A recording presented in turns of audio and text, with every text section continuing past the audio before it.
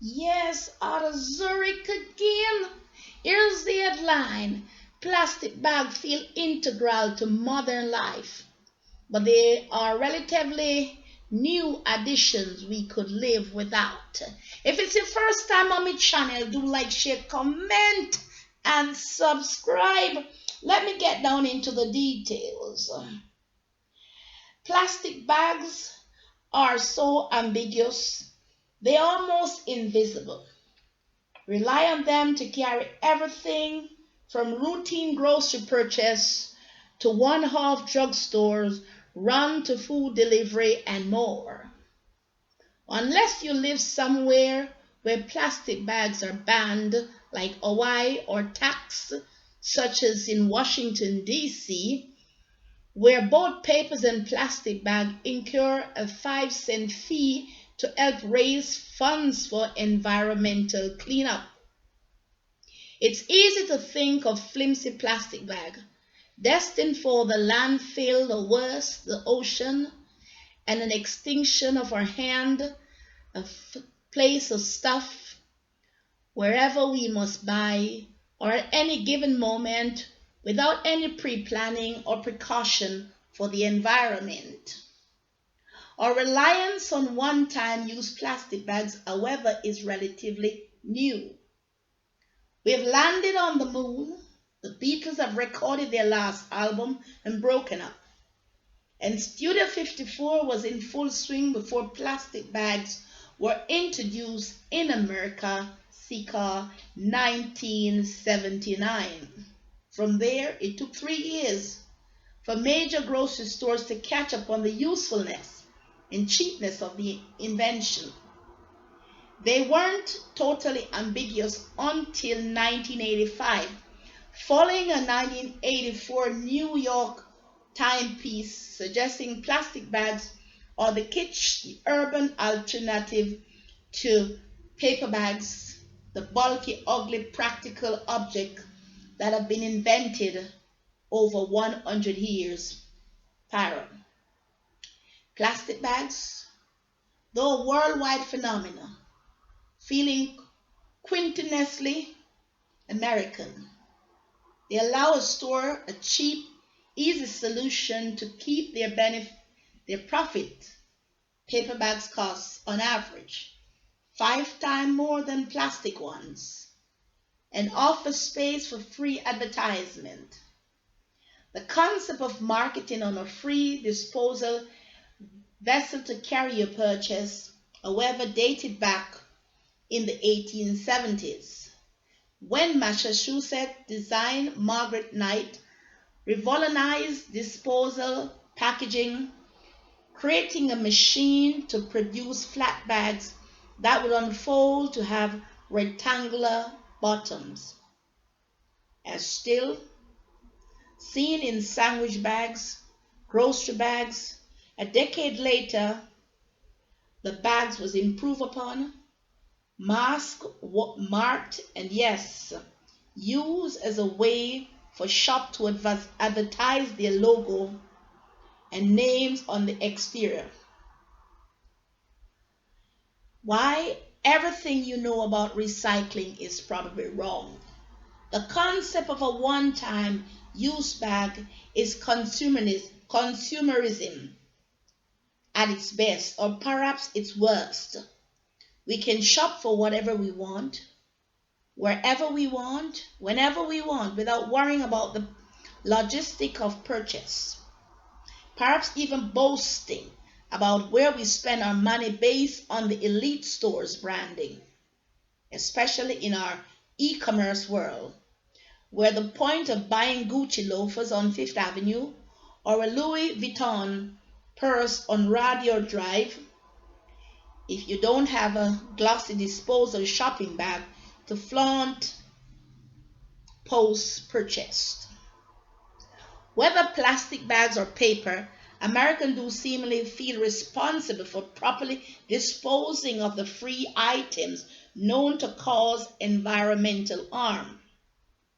Making plastic bag involves heating oil or natural gas at extreme temperatures, creating a biodegradable substance, pollution, and using roughly 6% of the world's oil to create this harmful plastic. Americans use roughly 100 billion plastic bags each year. That's 300 bags annually per Americans. Less than one bag a day, but that added up quickly. Each of these plastic bags takes an estimated 500 to 1,000 years to dispose in a landfill if they made it to a landfill.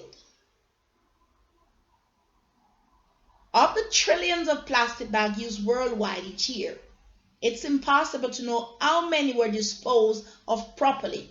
Roughly 1% are recycled and accountable numbers become litter. A 2011 coastal cleanup campaign in Massachusetts led to volunteers collecting nearly 6,000 pounds of plastic bags.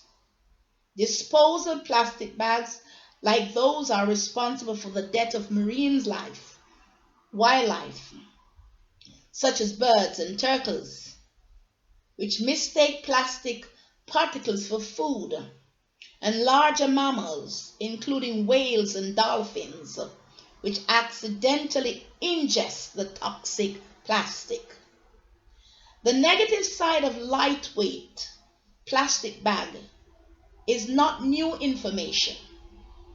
Eager to mitigate pollution and a potential environmental fall, Ireland became the first nation to institute a plastic bag tax back in 2002, charging 22 euro cents at the time, which was then about 33 American cents.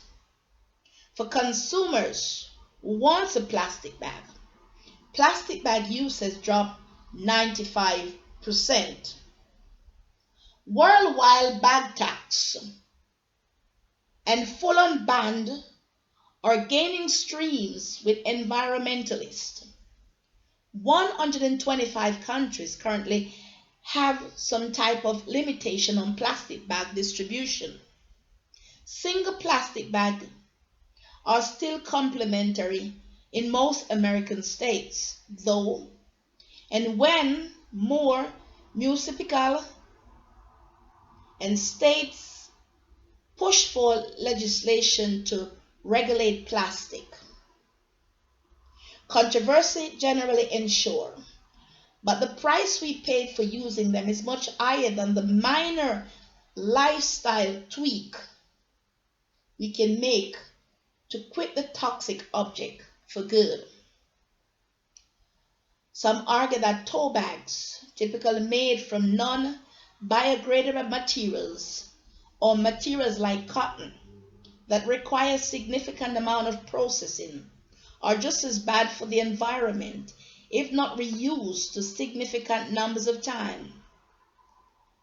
And though this may be true, a tote bag user is hopefully more accountable for their toll, not tossing the bag on a street corner or watching it fly out of a city trash bin without chasing the flimsy plastic down the seat. While the plastic bag has a few extra uses in its dog poo, lunch, a tote bag, shelf life can be interminable, especially if my sash or tote bag is in an indication. If a strap break, you can sew it. Stains, toss it in the laundry. Nothing lasts forever, but a properly cared for reusable bag has a pretty long lifespan. The privileged ethos of disposable consumerism, whether it manifests in unthinkable, grabbing a plastic bag or replacing an iPhone annually through electronic, accounts for about 50% of landfill waste. For what it's worth, Every Best Buy in America accept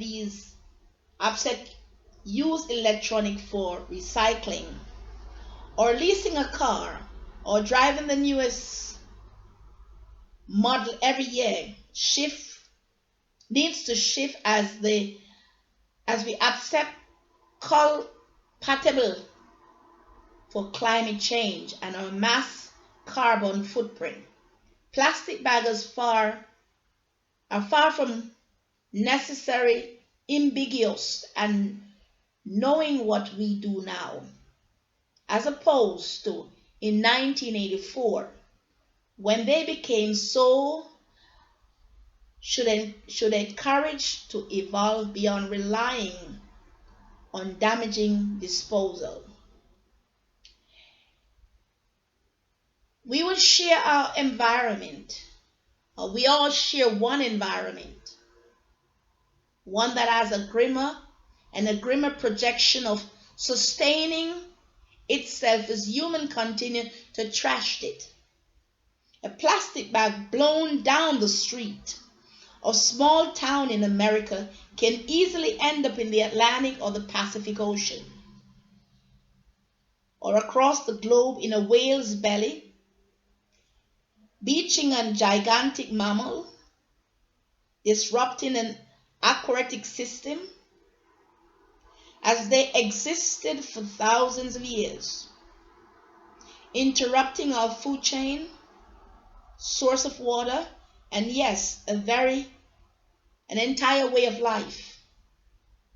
One bag isn't going to automatically cause all this, but the trillion still used worldwide have dire consequences for all 7.7 billion of us. I'm not a climate scientist, nor am I an environmental expert. I'm a minimal who love modern science and sometimes still grab a plastic straw out of habit when I'm not thinking about the impact. Read a lot and I still care a lot. And if all signs are pointing toward human destroying the earth with minute yet routine action, like using plastic bags, maybe it's finally time we think just long enough to stop using them. This article was taken from the Think, Opinion, Analyst, and Essay. You know, we have an environmental problem with all the waste that we ourselves can consume. Many countries don't have a recycling company. Many are trying and it will burn up because they don't have the equipment. Those plastic waste that we have, if you bury them, 25 years from now, you can still find them in the ground because they have not been dissolved out properly. But if we recycle them in the proper manner, we can have chairs. We can have our iPhone backs.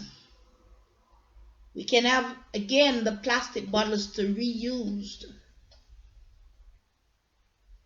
The plastic bottles make so many things. Some of those plastic chairs you have in your house, some of those what you call wash corp that you have in your house, they're all from those recycling materials that you keep on throwing away. For environmental friendly, I urge my fellow Jamaicans and everybody around the world, my Swiss also, let us get down into recycling. Take this thing seriously. You want fish to eat? Do some recycling with the materials that you have on land. Because trust me, when these get into the water and the water dries up, you can't say it's climate change. You got to say it's your fault and mine. Once again, this is the Apostle out of Zurich, saying unto each and all of us, Shalom.